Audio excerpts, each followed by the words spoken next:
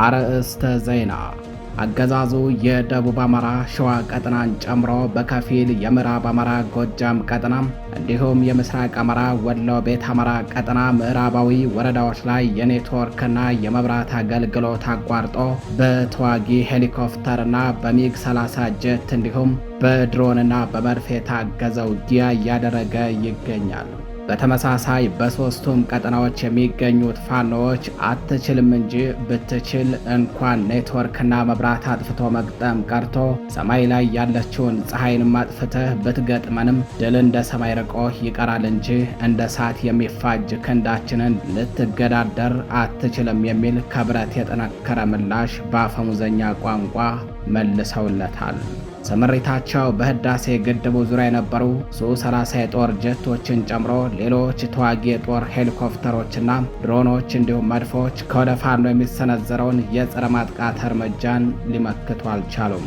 በደቡብ አማራ ሸዋ ቀጠናና በምስራቅ አማራ ወሎ ቤት አማራ ቀጠና እንዲሁም በምዕራብ አማራ ቀጠና ምስራቃዊ ክፍል ላይ ካለፉት 4 ቀናት ጀምሮ 23 ጊዜ የጦር ሄሊኮፕተሮች አርፈው ቁስለኛ ወታደራዊ አዛዦችንና ወታደሮችን ወደ አዲስ አበባ ጦር ኃይሎች ሆስፒታል ወስደዋል።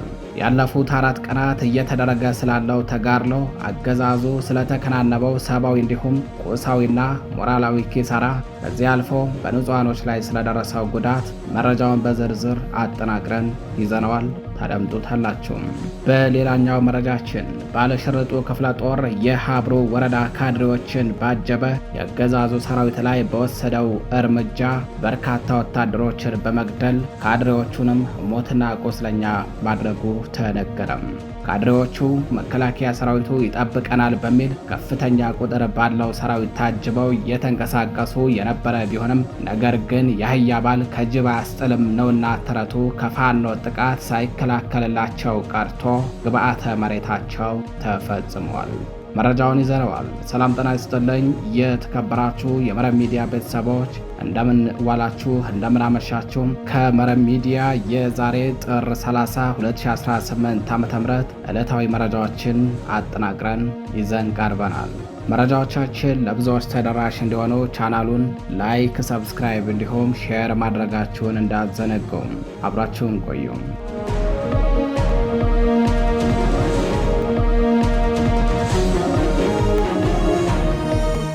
ወደ ቀዳሚው መረጃችን እንዳልፋለን። አገዛዙ የደቡብ አማራ ሸዋ ቀጠናን ጨምሮ በከፊል የምዕራብ አማራ ጎጃም ቀጠና እንዲሁም የምስራቅ አማራ ወሎ ቤት አማራ ቀጠና ምዕራባዊ ወረዳዎች ላይ የኔትወርክና የመብራት አገልግሎት አቋርጦ በተዋጊ ሄሊኮፕተርና በሚግ 30 ጀት እንዲሁም በድሮንና በመድፍ የታገዘ ውጊያ እያካሄደ ነው። በተመሳሳይ በሶስቱ ቀጠናዎች የሚገኙ ፋኖዎች አትችልም እንጂ ብትችል እንኳን ኔትወርክና መብራት አጥፍቶ መግጠም ቀርቶ ሰማይ ላይ ያለችውን ፀሐይ አጥፍተህ ብትገጥመንም ድል እንደ ሰማይ ርቆ ይቀራታል እንጂ እንደ እሳት የሚፋጅ ክንዳችንን ልትገዳደር አትችልም የሚል ከብረት የጠነከረ ምላሽ በአፈሙዘኛ ቋንቋ መልሰውለታል።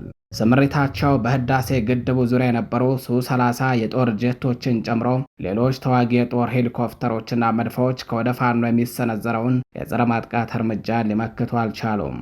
አገዛዙ ሀገሪቱን ተጨማሪ ዕዳ ውስጥ ዘፍቆ ከተባበሩት አረብ ኤምሬትስና ከቻይና እንዲሁም ከሌሎች ሀገሮች በውድ ዋጋ የገዛቸው ድሮኖች የፋኖን ግስጋሴ ሊያስቆሙት አልቻሉም። በደቡብ አማራ ሸዋ ቀጠናና በምስራቅ አማራ ወሎ ቤት አማራ ቀጠና ካለፉት 4 ቀናት ጀምሮ 23 ጊዜ ሄሊኮፕተሮች አርፈው ቁስለኛ ወታደራዊ አዛዦችንና ወታደሮችን ጭነው ወደ አዲስ አበባ ጦር ኃይሎች ሆስፒታል አድርሰዋል።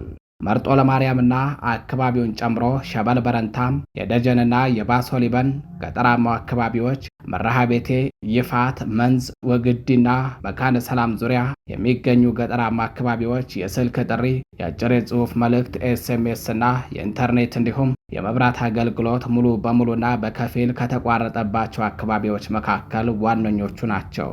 ከመርጦ ለማርያም መካነ ሰላም የሚያገናኘው አውራ ጎዳናም ተዘግቷል። ከመርጦ ለማርያም መካነ ሰላም የሚያገናኘው መስመር ከወራት መዘጋት በኋላ ተከፍቶ አገልግሎት መስጠት ጀምሮ የነበረ ቢሆንም ነገር ግን ካለፉት 4 ቀናት ጀምሮ ተዘግቶ በቀጠናው ከባድ የሆነ ውጊያ እየተካሄደ ነው።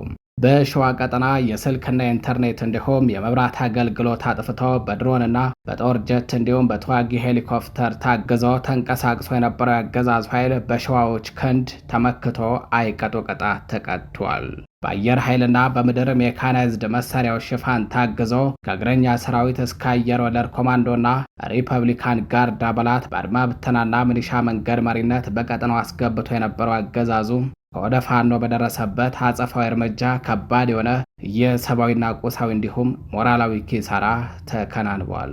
በተጨማሪም የሚተማመንበትን ኃይል አሰልፈው ሰንዝር የድል እርምጃ መራመድ ባለመቻሉ ከባድ የሆነ የፕሮፓጋንዳ ኪሳራ ደርሶበታል።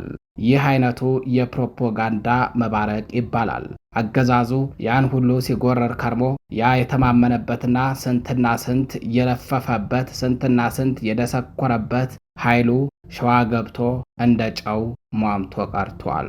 ይህ አገዛዙ ከደረሰበት ሰብአዊና ቁሳዊ እንዲሁም ሞራላዊ ኪሳራ በተጨማሪ የገጠመው የፕሮፓጋንዳ መባረቅ ነው።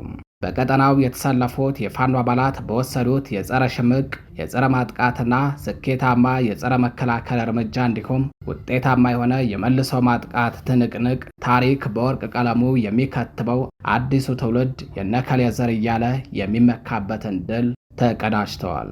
አገዛዙ ከጥር 26 2018 ዓ.ም ጀምሮ እስከ ዛሬ ጥር 30 2018 ዓ.ም ድረስ በሸዋ ቀጠና ብቻ ከ12 በላይ ሄሊኮፕተር አሳርፎ ከአፍ እስከ ገደፋቸው ሙሉ ቁስለኛ ወታደር ጭኖ ወደ አዲስ አበባ ጦር ኃይሎች ሆስፒታል አስገብቷል።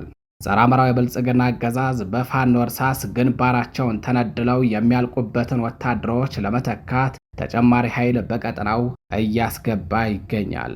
ከወደ ፋኖ ያጋጠመውን የመከላከልና የመልሶ ማጥቃት እርምጃን መቋቋም አባይን በማንኪያ ጨልፎ እንደማድረቅ የሆነበት አገዛዙ ማንን ታሸንፋለህ ቢሉት ሄዶ በሮ ሚስቱን ደበደበ እንዲሉ አበው የእናንተ ልጆች ናቸው የመቱኝ በሚል ንጹሐን ላይ እልቂት ፈጽመዋል። በዚህም በርካቶች ተረሽነዋል። በርካቶች ደግሞ ታግተው ደብዛቸው ጠፍቷል። የንጹሐን መኖሪያ ቤቶችም በድሮንና በተዋጊ ሄሊኮፕተሮች እንዲሁም በመድፍ እየተደበደቡ ነው።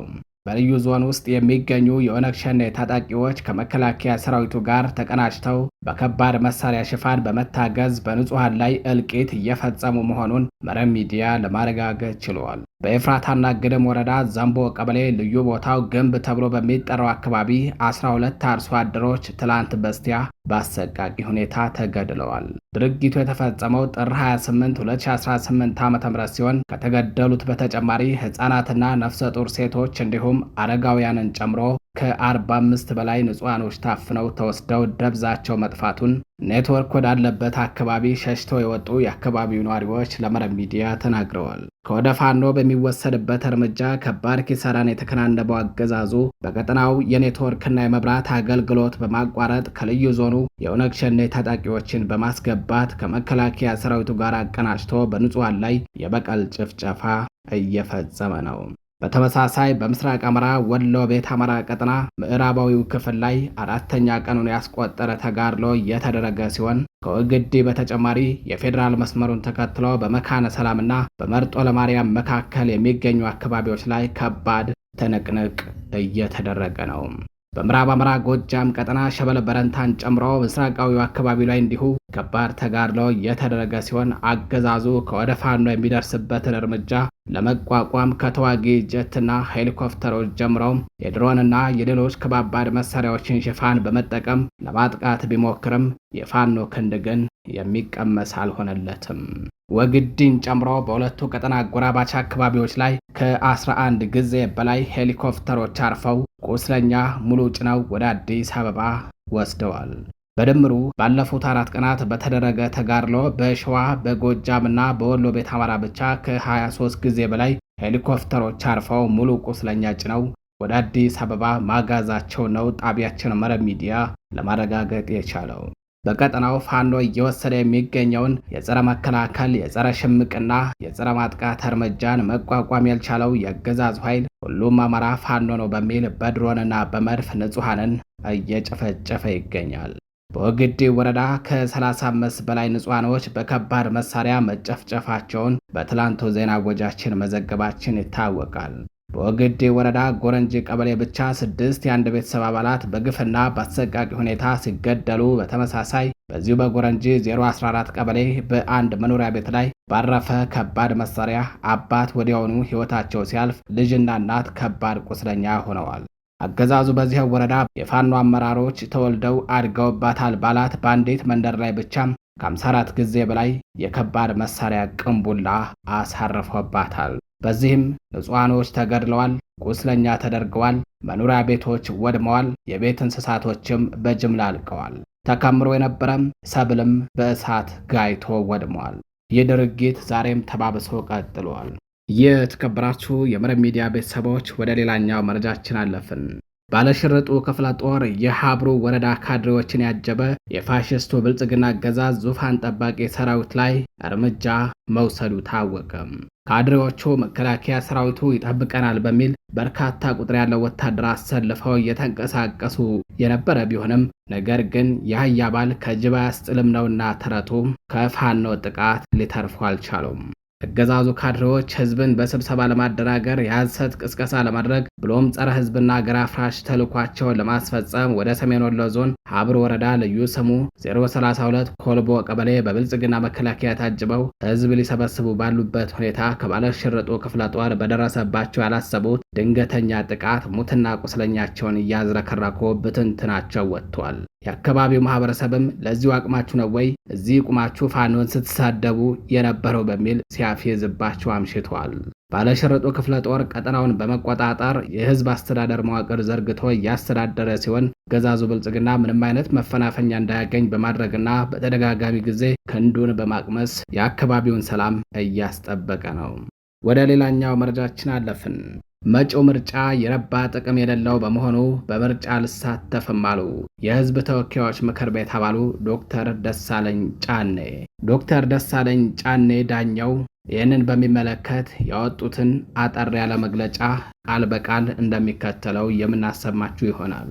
ዶክተር ደሳለኝ ጫኔ እንዲህ ሲሉ ይጀምራሉ። በሰባተኛው ዙር ምርጫ ተሳትፎን አስመልክቶ የተሰጠ መግለጫ። ለተከበራችሁ የባህር ዳር ከተማ ነዋሪዎች፣ ለመላው አማራ ህዝብና ለመላው ኢትዮጵያውያን ወገኖች ባለፉት ዓመታት በህዝብ ተወካዮች ምክር ቤት ውስጥ በኩሩ የባህር ዳር ከተማ ህዝብ ተመርጬ እናንተን ወክዬ ለህዝባችን ሐቀኛ ድምፅ በመሆን ለማገልገል በመቻሌ ታላቅ ክብርና ኩራት ይሰማኛል። በዚህ ጉዞዬ ላሳያችሁኝ ያልተቆጠበ ድጋፍ፣ ፍቅር፣ አክብሮትና ጽኑ እምነት ከልብ የመነጨ ምስጋና አቀርባለሁ። በአሁኑ ወቅት ለሰባተኛው ዙር ሀገር አቀፍ ምርጫ የእጩ ተወዳዳሪዎች ምዝገባ እየተከናወነ ከመሆኑ ጋር ተያይዞ በመራጮቼ ደጋፊዎቼና በሚዲያ ዘንድ በእጩነት መመዝገብ አለመመዝገቤን በተደጋጋሚ ስጠየቅ ቆይቻለሁ።